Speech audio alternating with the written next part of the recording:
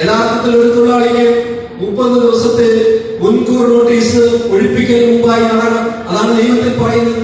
അങ്ങനെ മാത്രമല്ല, നമ്മൾ ഇത് സംബന്ധിച്ച് മുനിസിപ്പാലിറ്റിയിലാണെങ്കിലും നഗരസഭയിലാണെങ്കിലും ആ ഒഴിപ്പിക്കൽ നടപടി സ്വീകരിക്കേണ്ടത് ആരുടെ അറിവോടുകൂടിയായിരിക്കണം?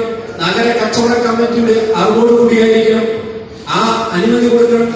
എന്നാൽ പല സ്ഥലത്തും ഈ കമ്മിറ്റികൾ വേണ്ട രീതിയിൽ കൂടുന്നില്ല.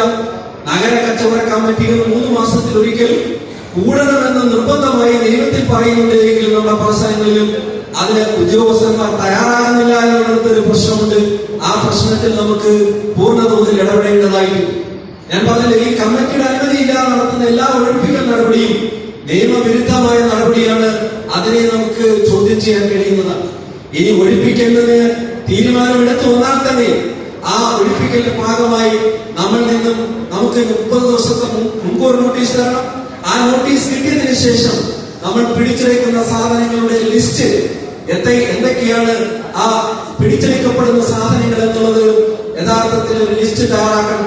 ആ ലിസ്റ്റ് തയ്യാറാക്കിയിട്ട് അത് നമ്മളെ കൊണ്ട് ഒപ്പിടിപ്പിക്കണം. ഒപ്പിടിപ്പിച്ച് അതിന്റെ ഒരു കോപ്പി നമുക്ക് തരണം. ആ കോപ്പി കൂടി തന്നതിന് ശേഷം മാത്രമേ ആ ഉദ്യോഗസ്ഥന് പോകാൻ കഴിയൂ.